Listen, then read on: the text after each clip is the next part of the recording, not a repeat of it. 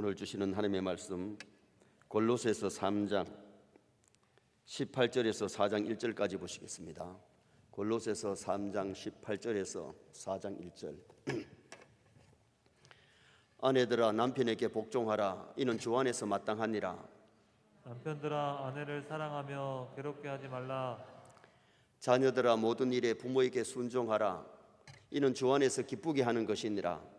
아비들아 너희 자녀를 노엽게 하지 말지니 낙심할까 함이라. 종들아 모든 일에 육신의 상전에게 순종하되 사람을 기쁘게 하는 자와 같이 눈가림만 하지 말고 오직 주를 두려워하여 성실한 마음으로 하라. 무슨 일을 하든지 마음을 다하여 주께 하듯 하고 사람에게 하듯 하지 말라. 이는 기업의 상을 주께 받을 줄 아나니 너희는 주 그리스도를 섬기느니라. 불의를 행하는 자는 불의의 보응을 받으리니 주는 사람을 외모로 취하심이 없느니라. 같이 봅니다. 상전들아 의와 공평을 종들에게 베풀지니 너희에게도 하늘에 상전이 계심을 알지어다. 아멘. 한번 따라 하시겠습니다. 자녀들아 모든 일에 부모에게 순종하라. 지난 수요일에는 택함받은 성도의 생활 원리를 상고했습니다. 긍휼과 자비를 베푸는 삶, 겸손과 온유한 성품을 가지고 오래 참고 용서하는 삶, 모든 것 위에 사랑을 더하는 삶, 그리고 감사하고 찬송하는 삶을 살아야 할 것을 상고했습니다. 오늘 저녁의 본문은 그리스도인의 가정의 윤리를 말씀합니다. 가정 생활을 어떻게 해야 되느냐. 남편이 아내에게, 아내가 남편에게, 자식이 부모에게, 부모가 자식에게, 주인이 밑에 사람들에게, 아래 사람이 위 사람들에게 어떻게 해야 되느냐, 그것을 말씀해 주고 있기 때문에 그리스도인의 가정 윤리라는 제목으로 이 본문을 상고하려고 합니다. 그리스도인들은 어느 누구보다도 윤리 도덕을 지키고 예의와 질서를 잘 지켜야 됩니다. 고린도전서 14장 40절에 모든 것은 품위 있게 하고 질서대로 하라. 세뇌 성도들이 어디를 가든지 그리스도인의 품위를 지키시기 바랍니다. 그리스도인이기 때문에 질서도 잘 지키는 성도가 되셔야 돼요. 성경의 5계명에서 10계명은 사람과 사람과의 지킬 윤리입니다. 내가 정말 믿음이 있으면, 내가 정말 사랑한다면, 하나님을 사랑한다면 1계명에서 4계명을 잘 지켜야 되죠. 하나님 사랑한다 그러면서 우상을 만들거나 우상을 섬기거나 다른 신을 두거나 하나님의 이름을 망령되이 일컫거나 주의를 범하고 그러질 않지요. 사람에게도 우리가 사람을 참으로 사랑하면 사람에게 윤리를 지키고 예의를 지키고 질서를 잘 지키는 그러한 그리스도인이 되도록 힘을 쓰셔야 됩니다. 어떤 가정에 자식이 좀 잘못해가지고 아버지가 나무랬더니 뒤에 들길래 한 대 때렸대요. 때렸더니 이놈이 경찰서에 신고를 한 겁니다. 아버지 날 때렸다고. 지가 잘못해가지고 아버지한테 한 대 맞았으면 제대로 된 인간 같으면은 아이고 내가 잘못했구나, 아버지 잘못했습니다, 이래야 될 텐데 아버지한테 한 대 맞았다고 경찰서에 신고하는 그 아들 같으면 참 문제가 이게 많습니다. 어떤 가정에는 남편이 외국에 돈 벌러 가서 꼬박꼬박 온라인으로 돈을 붙여주는데 한국에서 자식을 공부시키며 있던 아내가 바람이 나가지고 남편이 돈 벌고 이제 한국에 들어오니까 그게 들통이 나니 부끄러워가지고 가지 말아야 될 길을 가버렸어요. 윤리 도덕을 안 지키면 부끄러움을 당하고 창피를 당할 수가 있습니다. 우리가 하나님의 말씀대로 살면 우리의 삶이 하나님께 영광이 될 뿐만 아니라 우리 자신에게도 복이 될 줄 믿습니다. 50년 전에 시골의 어느 전사님이 처음으로 서울에 상경을 해가지고 그때는 고가도로로 이렇게 가도록 해놨는데 그걸 잘 모르니까 인도도 아닌 차도를 갖다가 건너버렸어요. 그들이 교통순경이 잡아가지고 파주소에 데려간 겁니다. 파주소장이 시골에서 올라온 전사님 가방을 들었으니까 그 가방 속에 뭐가 들었어요? 질서도 안 지키고 좀 수상하니까 뭐 들었어요? 하니까 아무것도 아닙니다. 그러니까 이제 가방을 조사한 겁니다. 그랬더니 가방 속에서 성경이 나오는 거예요. 파주소장 어머니가 교회 권사님인데 우리 어머니는 성경을 아주 귀한 거라 그러던데 당신은 아무것도 아니라고요. 전사님이 교통 질서를 안 지키다가 창피를 당한 겁니다. 오늘 우리도 사회를 살아갈 때에 사람에게 지킬 도리, 또 우리가 질서도 잘 지킬 수 있는 그러한 우리 크리스찬이 되어야 되는데, 그러면 우리가 그리스도인의 가정 윤리를 어떻게 해야 되느냐? 첫째로 18절에서 19절은 부부간에 지킬 윤리를 말씀했는데 먼저 아내가 남편에게 지킬 윤리를 말씀했어요. 자, 18절 말씀을 다 같이 한번 읽도록 하겠습니다. 아내들아 남편에게 복종하라. 이는 주 안에서 마땅하니라. 아멘. 가정에서 아내가 해야 될 한 가지 잘 해야 될 문제가 남편에게 복종하는 것. 남편에게 복종만 잘하면 가정이 시끄럽지 않습니다. 순종보다가 복종을 본문에서 말씀했어요. 순종은 내 마음에 좀 맞는 거 시키는 것, 그건 순종이에요. 내 마음에 안 맞는데 남편이 시키니까 억지로라도 하는 것이 그게 복종이에요. 왜 성경은 아내가 남편에게 복종하라고 했느냐? 이유가 있는데, 먼저는 남자가 여자보다 먼저 창조되었기 때문이라고 디모데전서 2장 13절에 말씀해요. 질서상 하나님이 남자를 먼저 만들고 여자를 다음에 만들었다는 겁니다. 두 번째는 여자가 남자를 위해서 지음받았기 때문이라고 고린도전서 11장 9절에 말씀합니다. 여자를 왜 지었느냐? 남자가 혼자 독처하는 것이 좋지 못해서 여자를 만들었다는 거죠. 세 번째는 여자가 먼저 범죄했기 때문에, 지음은 나중에 받았지만 죄는 누가 먼저 지느냐? 여자가 먼저 범죄했기 때문이라고 디모데전서 2장 14절에 말씀합니다. 네 번째는 남자는 여자의 머리이기 때문에, 가정으로 말하면 남편은 아내의 머리고 아내는 몸이라고 표현을 했어요. 고린도전서 11장 3절에 그것을 말씀하고 있어요. 그래서 아브라함의 가정에 아내 사라는 자기 남편에게 뭐라 그러냐? 주여라고 불렀어요. 남편에게 주여라고 불렀는데, 주여라는 뜻이 뭐냐? 주인, 머리, 가장. 가정의 가장이 남편이고 아내의 머리가 남편이고 아내의 주인이 남편이기 때문에 사라는 아브라함에게 주여라는 칭호를 썼어요. 오늘 우리가 신앙생활을 하면서 가정적으로 아내들이 가정에서 정말 이 요사이 복종을 이 말을 하면, 옛날에는 사회가 다 그렇게 거의 복종했기 때문에 괜찮은데 요사이 여성 상위 시대처럼 됐기 때문에 이 말씀을 하면 좀 반발을 일으킬 수가 있어요.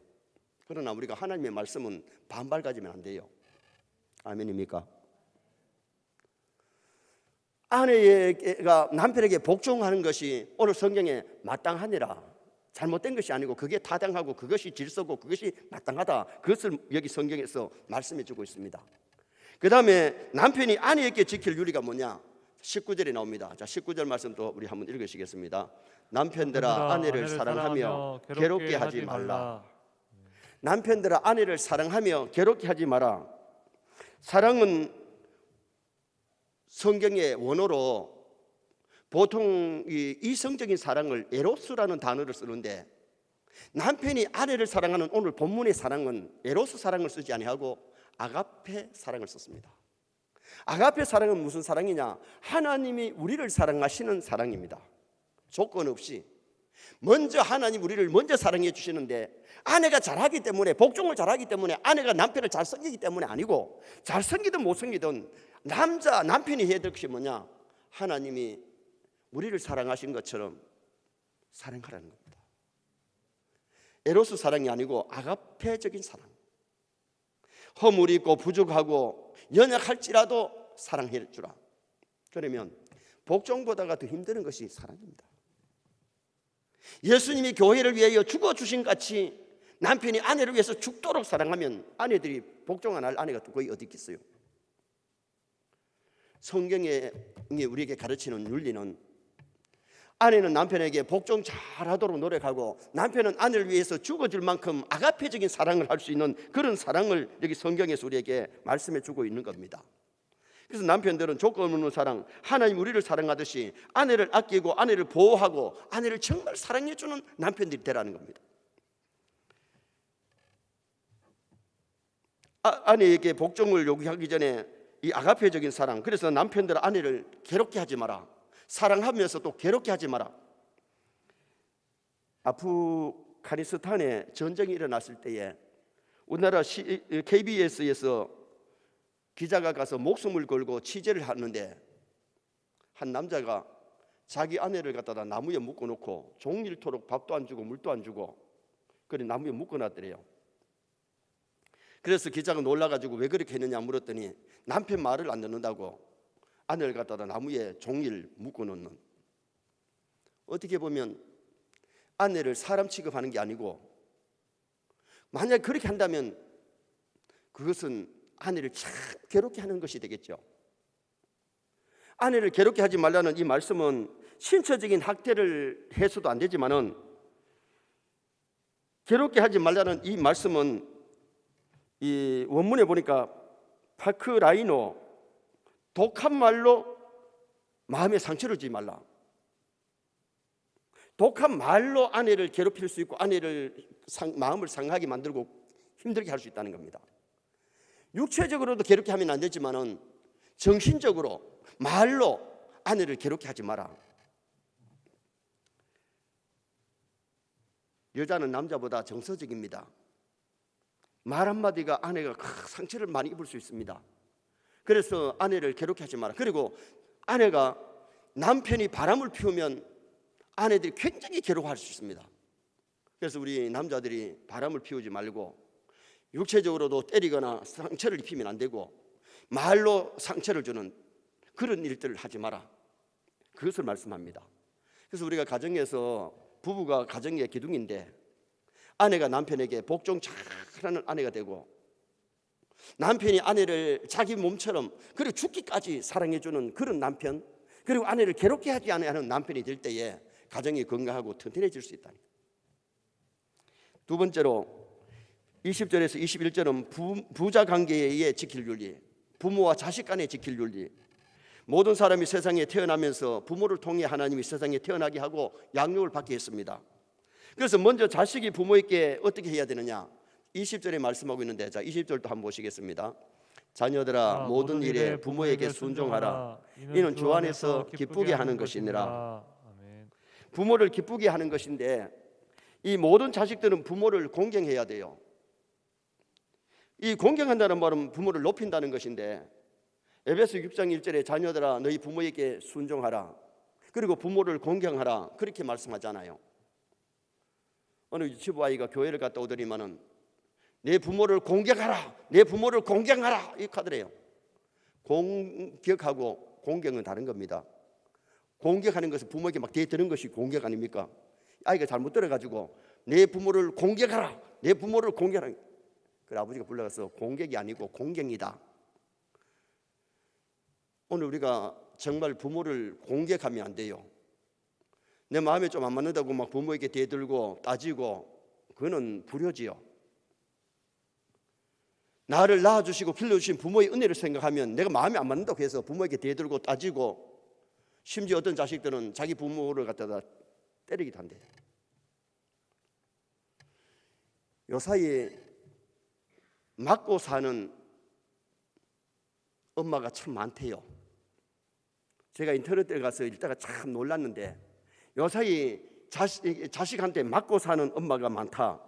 그런데 이유가 뭐냐 하니까 용돈 안 준다고, 자는데 깨운다고, 잔소리 한다고, 그래서 어머니를 갖다가 때리는 자식들이 있다는 겁니다. 그래서 정신과 전문의 이시영 박사는 사회적인 이런 현상이 왜 일어나느냐, 핵가족화되면서 아이들이 가정의 왕이 되었기 때문이다 이렇게 얘기했어요.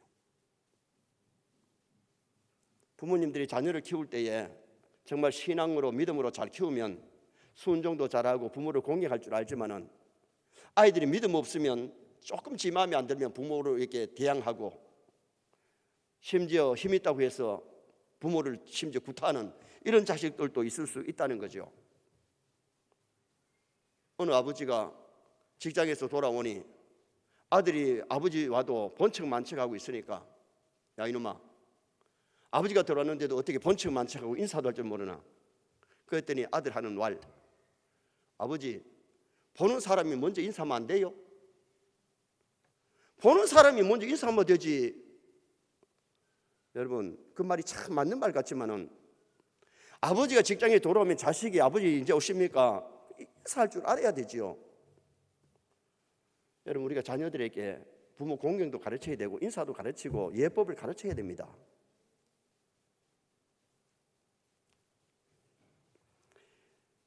잠언 13장 24절에 보면 초다를 참아 못하는 자는 그 자식을 미워함이라, 자식을 사랑하는 자는 근실이 징계하느니라. 초달이 뭐예요? 잘못했을 때의 아이를 나무라고, 어떻게 보면 초달은 잘못했을 때 매를 대는 겁니다. 너무 귀엽다고 너무 사랑스럽다고 후만 키우면 자식들이 예의도 없고 순종도 할 줄 모르고 거역할 수 있는 거죠. 잠언 23장 13절에 아이를 훈계치 아니치 말라. 채찍으로 그를 때릴지라도 죽지 아니하리라. 어떻게 보면 채찍으로 때려서라도 어릴 때 바로 키워야 되는데 머리 굵어가지고 채찍으로 때려가니까 안 되잖아요. 5살 이하 때에 잘못했을 때 매를 때려가면서도 바로 키우고, 신앙으로 또한 사회 예의 범죄를 가르치면서 아이들을 잘 키우는 것이 부모의 해야 될 예법이죠. 솔로몬은 임금이 되어서 있을 때 어머니가 찾아왔습니다. 임금이 일어나가지고 어머니에게 큰 절을 하고 오른편 의자에 앉혔습니다. 어머니가 요구하시는 거면 무엇없이 들어드리겠습니다. 솔로몬은 참 효자였습니다. 성경에 또 효자가 누굽니까? 이삭이 효자지요. 아버지가 제사 번제로 드려 그래도 그대로 순종했던 사람이 이삭입니다. 아브라함은 175세를 살았지만은 이삭은 180살을 삽니다. 왜? 부모에게 효도하고 순종 잘했기 때문에. 그런데 이삭의 아들 야곱은 아버지가 180살을 사는데 147세를 살고 세상을 떠납니다. 왜 그러냐? 눈 어두운 아버지 속이고 축복을 받아가지고 복음 받았지만은 불효한 속인 그것 때문에 장수는 못했습니다.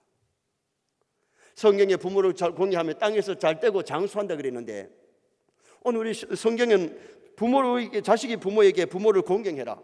그리고 부모님의 가르침을 잘 받으라. 잠언 1장 8절에 보면 내 아들아 내 아비의 훈계를 들으며 내 어미의 법을 떠나지 말라. 하나님께서 부모를 통해서 자녀를 훈계하시고 양육하실 때에 가정의 질서를 유지하려면 훈계를 해라는 겁니다. 자녀들을 훈계하고 자녀들은 부모의 가르침을 잘 따르는 것이 이게 효도라는 거죠. 그래서 부모가 잘못 가르쳐서 자녀가 잘못되는 것도 있고, 잘 가르쳤는데도 순종 안 해가지고도 문제가 있지만은, 오늘 우리 부모들이 아이들에게 예법도 가르쳐야 되고 말씀도 가르쳐야 되고 바르게 양육하는 것, 이것이 부모가 해야 될 일입니다. 그 다음에는 부모님의 은혜를 감사할 줄 알아야 됩니다. 디모데전서 5장 4절에 보면 자기 집에서 효를 행하여 부모에게 보답하기를 배우게 하라.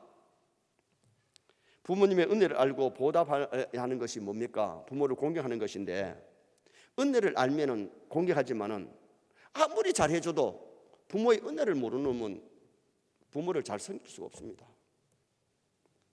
불효하다가 은혜를 모르다가 결혼해가지고 아기를 키우면서, 우리 엄마가 나를 키울 때도 지금 이 애들 키우는 것보다 더 힘들 수도 있고 이렇게 힘들었겠구나. 그때 그래서 애들이 이제 결혼해가지고 엄마한테 전화해 울면서 엄마 고마워요 이런 사람 많대요.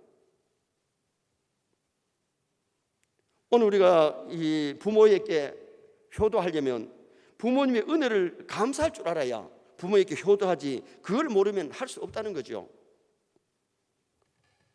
그래서 이 부모 공경을 가르칠 때에 여러분 용돈을 어른들한테 드릴 때에 자녀들한테 용돈을 가지고 할아버지한테 갖다 드려라, 어머니한테 갖다 드려라 가르쳐 주는 것도 참 중요합니다.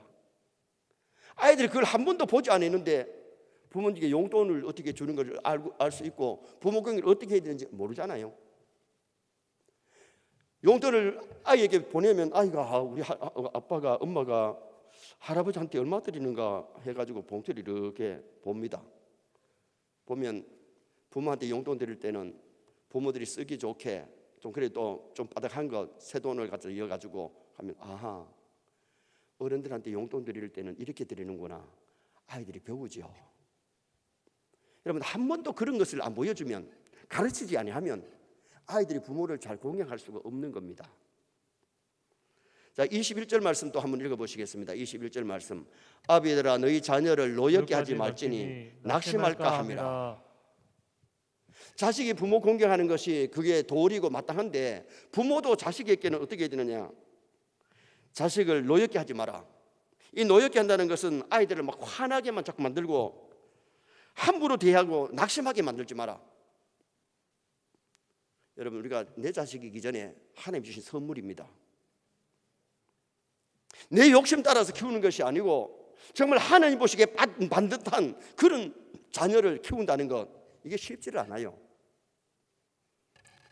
자녀를 위해서 기도 많이 해주시고 말씀을 가르치고 예의 범죄를 가르쳐서 자녀들을 노엽게 하지 말고 삶의 모델이 될 수 있기를 주님의 이름으로 축원합니다.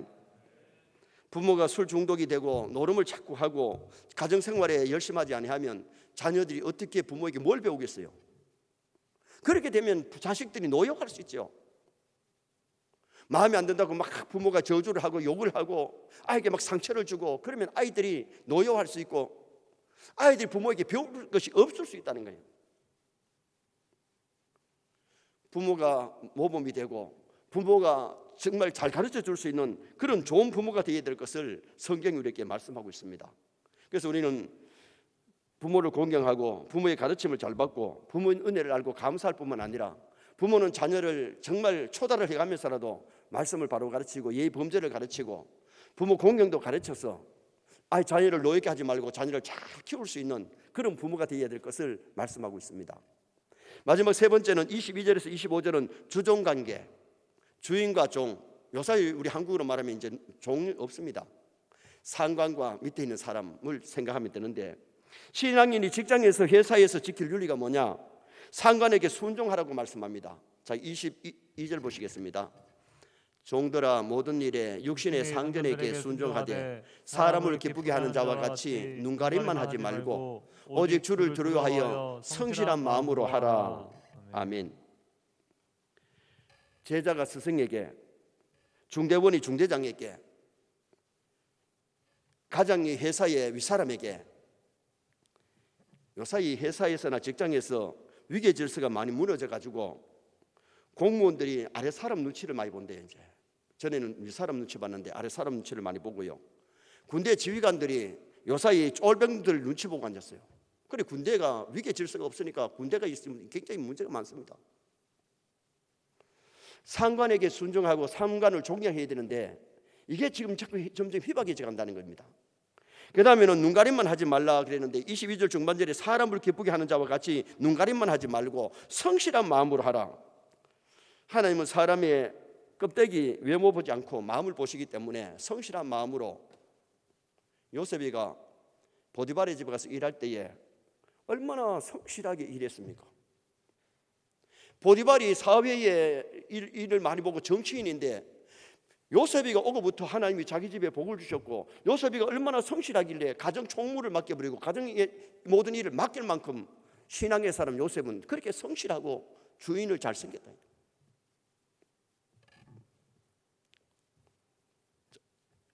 23절 말씀 우리 다시 한번 읽으시겠습니다. 23절.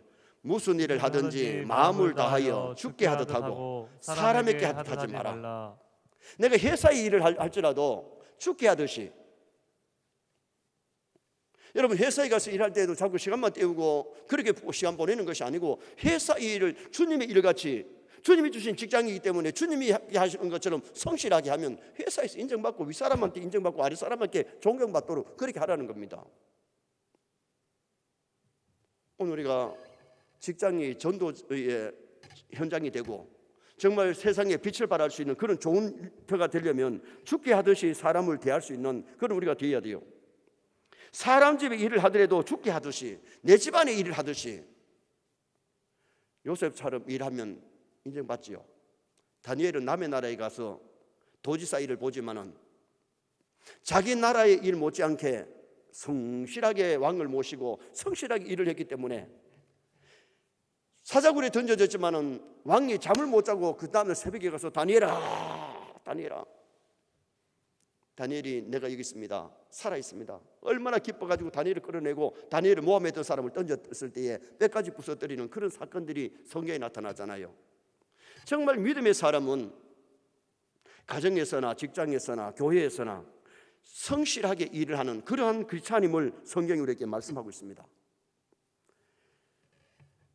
또 하나는 주께서 보상해 주심을 오늘 성경이 말씀했습니다. 자, 24절 말씀 또 읽으시겠습니다.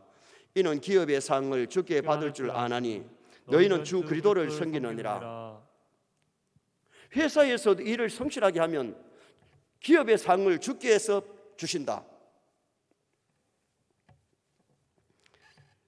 만약에 우리가 회사에 가서 일을 했는데 아니면 교회에 일을 했는데 보상을 누가 해주시느냐? 하나님께서 해주신다는 겁니다. 물론 여러분, 우리가 회사에 가서 일하면 회사에서 월급 주고 보상하지요.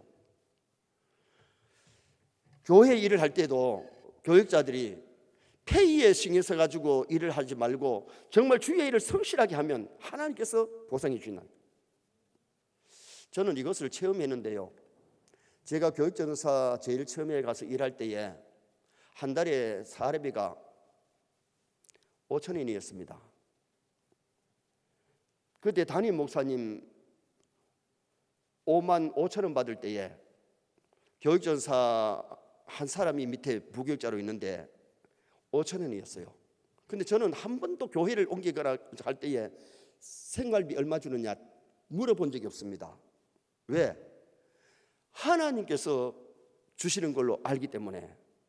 그랬더니 5,000원 받다가 그 다음 해가 되니까 10,000원을 주고 그 다음에 되니까 20,000원을 받고 그 다음에는 40,000원을 받고 그 다음에 60,000원 받고 그 다음에 80,000원 받고 그 다음에 13,000원 받고 그 다음에 19,000원 받고.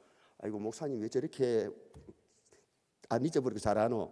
그러실지 모르겠는데 여러분, 처음에 그것이 굉장히 좀 약한 것이었지만은 하나님께서 100% 이렇게 하나님께서 채워주시는 것을 저는 체험했어요. 강원도에 어느 목사님이 교육전사가 필요해가지고 학교에다가 광고를 냈더니 한 교육전사한테서 한 신학하는데 전화가 왔더래요. 전화가 와서 다짜고짜 묻는 것이 한 달에 페이를 얼마 주느냐 묻더래. 그래서 목사님이 얼마 준다고 그랬더니 목사님 저 안 갑니다. 왜? 내 저녁에 나이트에 가서 일하면 그보다 더 많이 받는데요. 여러분, 나이트 가서 일하는 전도사가 쓰면 주일학교 되겠어요? 중고등부가 되겠어요?